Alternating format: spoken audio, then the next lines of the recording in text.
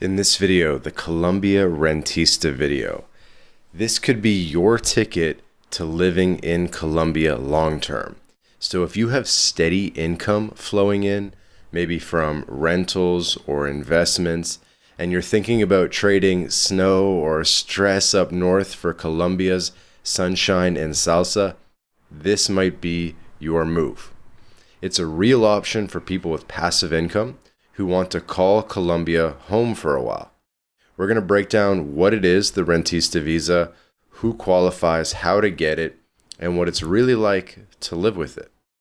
If you're new here to My Latin Life, hit that subscribe button. Wealth of knowledge on our channel, and let's get started. So, what is the Colombia Rentista visa?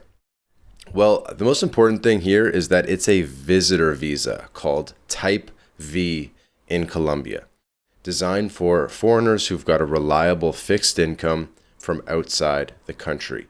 Think rental properties, dividends, interest, or an annuity.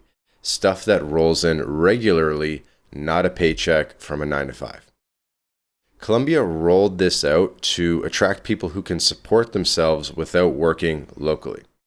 As of right now in 2025, it's good for up to 2 years, and you can renew it if you still meet the rules. This is important. It's not a path to residency or citizenship, which is a big change from a few years ago, back when it was a migrant visa or a Type M visa. But it's perfect if you want to test out life in Medellin or Cartagena without a long-term commitment. Let's rewind a bit. So how did this visa come to be? Colombia's been tweaking its visa system for years to draw in expats and investors. The Rentista visa started as an M-type visa, which is the migrant status, back in the early 2000s, letting people stay 3 years and build towards residency, permanent residency after 5 years. But in July 2022, Resolution 5477 shook things up. The government downgraded it to a V-type visa, capped it at 2 years, and cut the residency track. Why? Well, they wanted tighter control. Focus on visitors, not settlers, and make sure people aren't gaming the system. It's been that way since, with updates in 2024 to keep the income bar high to match inflation. Today, it's a solid short-term option, but not a forever deal. I think it can be a great option for people who want to do a couple of years in Colombia, potentially stay off the radar of the tax system, not have to deal with renewing tourist visas, have the ability to stay more than 6 months a year if they would like to. Because as a normal tourist on tourist visas, you can only do 6 months a year in Colombia, no matter how many times you leave and re-enter. So if you want to spend the whole year in Colombia because you met a girl or whatever it is, this is a good entry-level option. So who qualifies? The main thing is income. Your monthly haul needs to be at least 10 times Colombia's minimum wage. In 2024, that wage was 1,300,000 Colombian pesos, about $333 US at current rates. 10 times that, you're looking at 13 million pesos, or roughly $3,333 US per month. So that's the floor, basically about 40K per year. It's got to come from passive sources, so rent from a condo you own, stock, dividends, interest from savings, or annuity payout. Salaries or gig work do not count. And you'll need to prove this with bank statements, contracts, or certificates from whoever's paying you, like a property manager or investment firm. And you'll need to show at least 3 months of steady deposits. 3 months isn't that bad, though, compared to other programs around Latin America and around the world. So only having to show 3 months of history isn't too much history. And by the way, it's per person. So if you're a couple, one qualifies and the other might tag along as a beneficiary, but we'll get to that. So what else do you need? You need a valid passport, with at least 6 months left and blank pages, standard stuff. Criminal background check from where you've lived in the past 3 years. Apostilled if it's from abroad. You'll need health insurance covering Colombia for your whole stay, and passport photos and a letter explaining your income source that is signed in clear. And if you need help, by the way, with the letter and showing the income in the right way that the Colombian government is looking for it, MyLatinLife, we're a full-scale immigration consultancy, and we can help you get this Rentista visa in Colombia. There's a link in the description where you can book a call with us, become our client. We can talk about this visa. We could talk about other visa types in Colombia, weigh your options, and make a plan. But back to the video at hand. So another thing I'd want to note is since 2022, they've added repatriation insurance. So you got to factor that in. It covers the costs if you pass away here. It's not cheap, but it's doable if you've got the cash flow. Kind of just another one of those weird details about this particular visa. And then how do you apply? So it's mostly online. Colombia's Ministry of Foreign Affairs has a platform called SITAC, SITAC. You're going to fill out the form, upload your docs in PDF format, pay a small fee, submit it. They'll review it in about 30 days.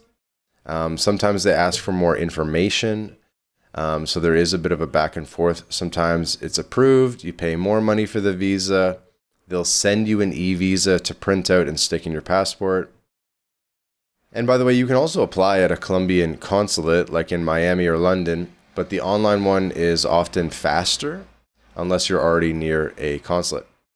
And then once you're in Colombia, you'll register within 15 days for a cédula de extranjería, a foreigner's card, a foreigner ID card. That'll be another little fee. But that's kind of the process at a high level.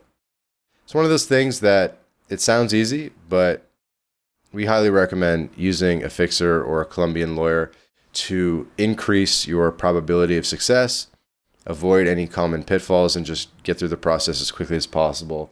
And, focus your time on your business and not on navigating these insane systems.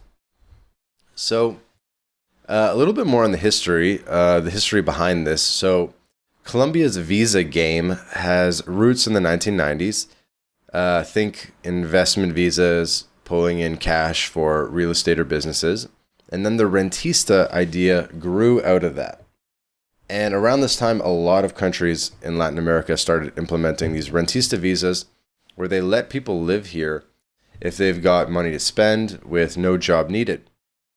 Pre-2022, it was a stepping stone where you were, 5 years as a migrant, then permanent residency, and then eventually citizenship in Colombia with the Spanish test. But then post-2022, it's stricter. 2 years max, no residency clock. They've kept the income high, 10 minimum wages since 2017, which was actually down from 15 before. Essentially to filter out the low rollers and the brokies. And it's about an economic boost, right? Your dollars fuel local markets without overloading the system. The barrier is a little bit high, $3,300 of passive income per month. It's higher than the rentista thresholds in pretty much every other country in Latin America, whereas if you're curious, most of the other countries in Latin America, the rentista is around 1,000, 1,250, 1,500, up to 2,000, but not too many are over 3,000. So it is kind of exceptional in that sense. But what do you get out of it? So you get 2 years in Colombia, as we mentioned, pretty sweet deal. You can live anywhere. Medellín's Eternal Spring, Bogota's Buzz, Cartagena's Coast. There's no work restrictions in the sense that you don't need to work. Your income is covered. You can study, travel, chill. Multiple entries and exits are fine as long as you don't vanish for 6 months straight or they'll cancel it. Okay, so you can't be outside the country for more than 6 months at a time on this visa. And the cedula also does open doors to being able to open bank accounts in Colombia, driver's license in Colombia, local perks, You'll have health insurance already because that's mandatory, so you're covered. And Colombia's healthcare is really solid, by the way, especially in the cities. And yeah, I mean, there's a flip side. So it's not permanent. It's 2 years. Then you got to renew or go. But you can renew. So there's no residency path, unlike the old days. So on this visa, you're a visitor, not a settler. The 3,300 USD per month is per person. And exchange rates do wiggle, by the way. So obviously it's based on the Colombian peso and the Colombian minimum wage. So as the US dollar gets stronger, it kind of works in our favor. As the Colombian peso gets stronger, it kind of works in their favor. To clarify what I said a minute ago, you cannot work locally. If you break that, they'll kick you out, but you can do sort of any kind of remote work, running your business online. You just can't work locally for a Colombian company.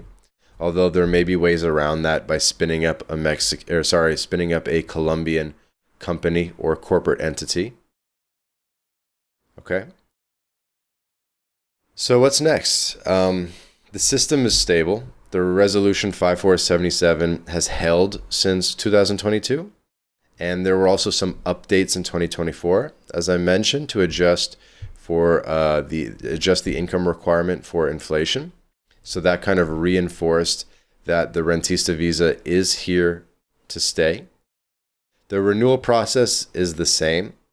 Proving the income is still flowing, so you will have to prove income again when you renew. But the fact that you can renew is kind of interesting. So you could just keep renewing this Rentista visa over and over again. And as I mentioned, you're not working towards PR, but at least you're kind of, some people might like that in a sense that you're sort of staying out of the system in Colombia. And maybe they'll be paying a lot less attention to you than someone on, say, a migrant visa. But yeah, that's the Rentista visa. Colombia's invite to live easy if you've got the funds. Worth it? Depends. If you love the vibe, you got the cash, then it's a yes. So tell me, what's your take? Have you ever considered it? Drop it in the comments. I'm reading them. Would love to hear your guys' anecdotes. And if you like this video, hit the like button, share, subscribe, bell on, and we'll catch you in the next video.